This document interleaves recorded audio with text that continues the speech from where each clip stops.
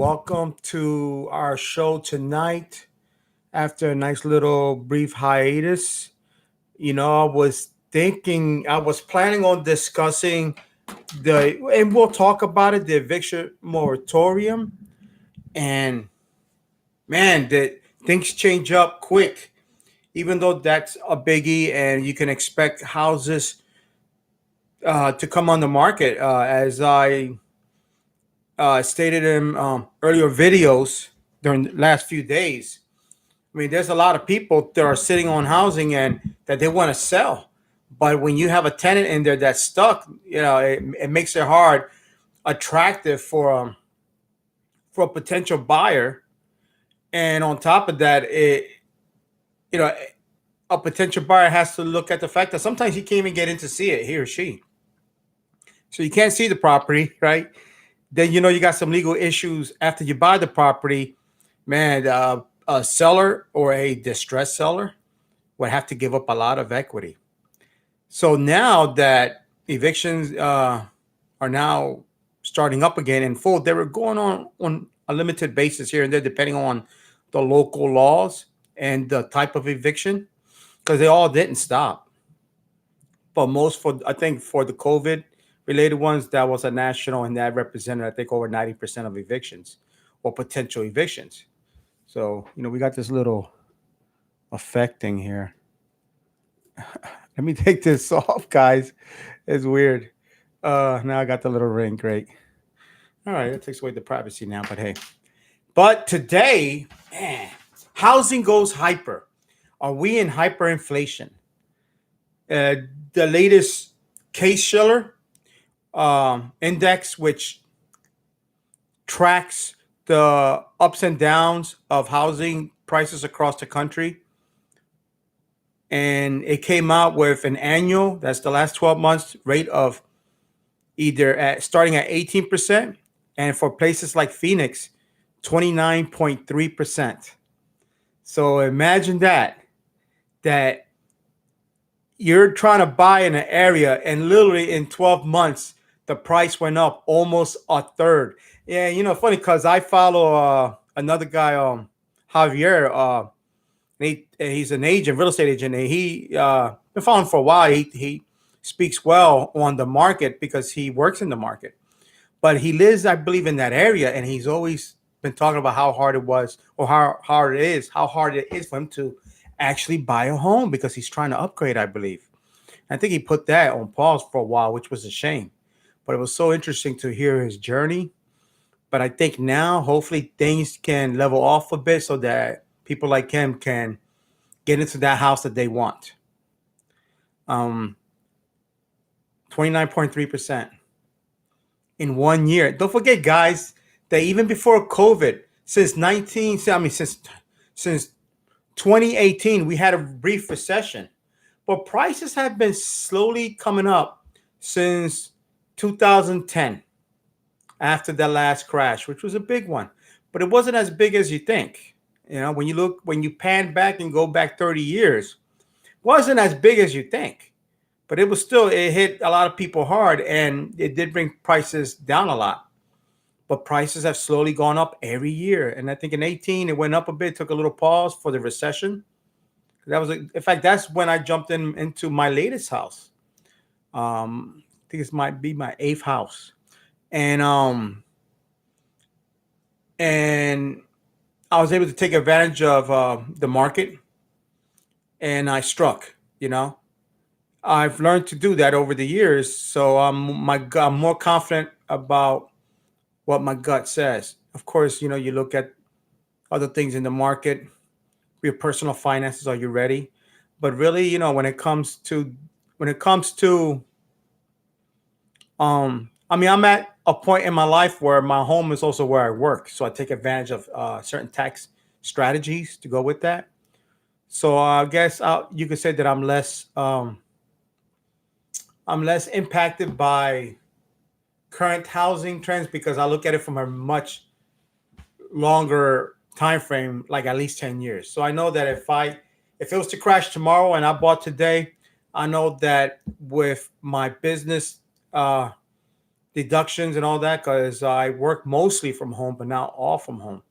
But I hope to soon work completely from home. And so it allows me to have a much longer runway to operate from, or time frame.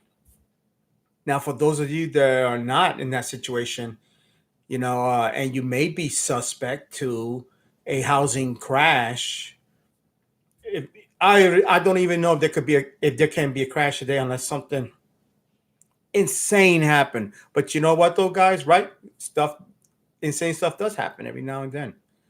But it would really have to be insane because as I talked on my other show, other videos, that I went deep into the demographics and showed a lot of charts, which I really won't be doing tonight. But millennials are now, they're at the 40-year-old mark. They're turning 40 or 41 around that area, the oldest ones, and they, as a demographic group, has delayed house forming, home forming, getting married, all that by a few years, not a lot.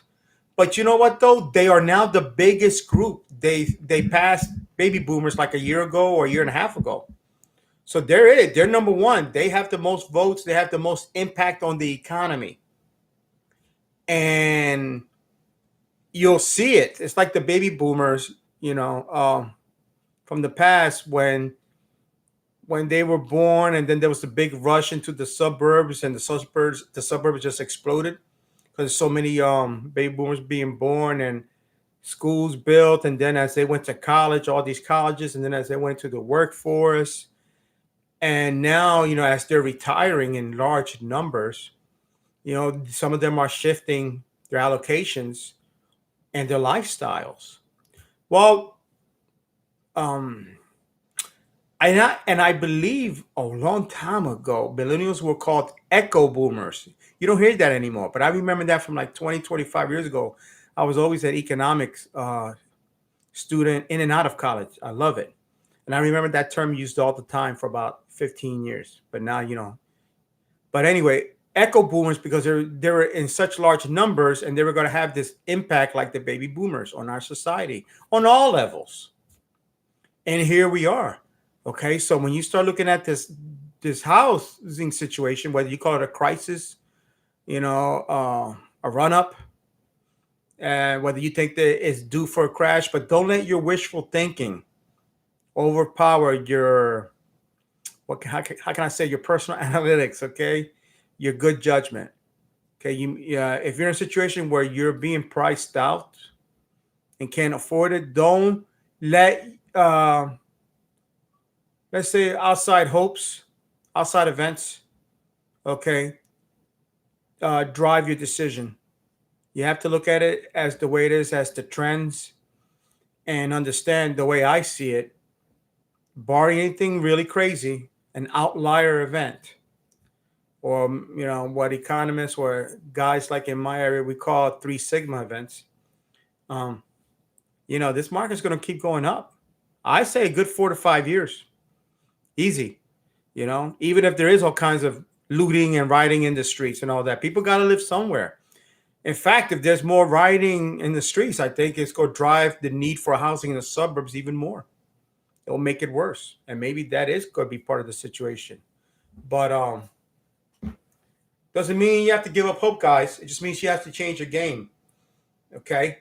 And as you listen to this broadcast, I want you to understand that uh, guys like me, and I've learned from others, okay, we've learned more of a hustle way to acquire a home, you know, uh, a little more elbow grease required, okay, but it pays off, and it usually pays off. Okay. And sometimes, look, today, if you're buying a home, right, you're going to have to make, I don't know how many offers. I've been hearing such crazy numbers, 30, 20, 30 or more offers, right? Would it behoove you to maybe try something different? Especially if you get to the point where you're priced out now and now you're on the sidelines. Okay. Because there's always houses and all, you'll hear it, right? You hear like, oh, this guy got lucky, this guy got lucky, that guy got lucky. It ain't lucky, guys. It may be lucky to you, but they probably had a plan and they thought a little different, and that's what you do. Okay.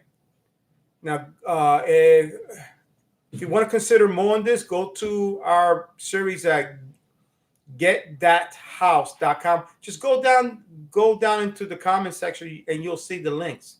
Okay, GTDATHOSE.com. Get That House. We have a course, man. Real cheap right now. Okay, because it just came out and we're still working on it, but most of that course is live. And I'm telling you, you will learn so many tricks to save so much money in this game, because I just saw the house across from me sell less than a month ago, and there wasn't even a realtor sign in front of it. I was looking for it, and I was looking for it online on MLS to see it posted, to see what the ask was, and I never saw it until after it sold. The people moved in.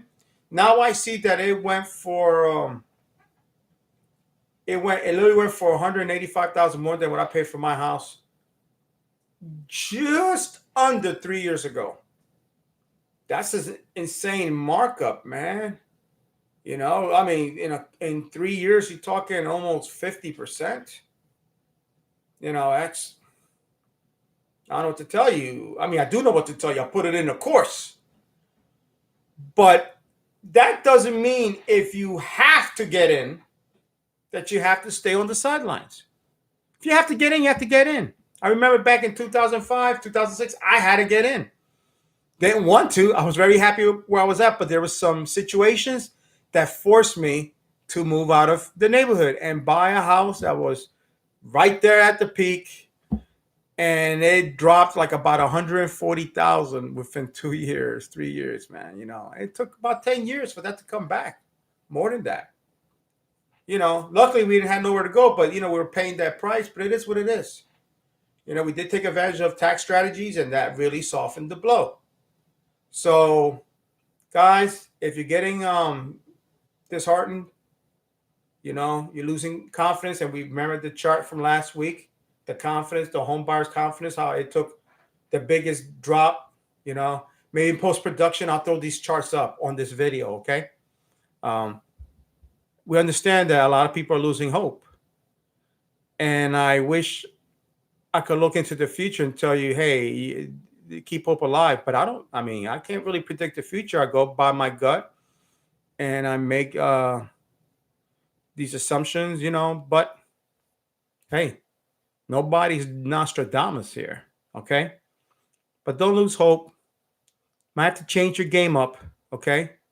And we know this news is kind of crazy with the 29.3%, between 18 and 29% year over year home price increase.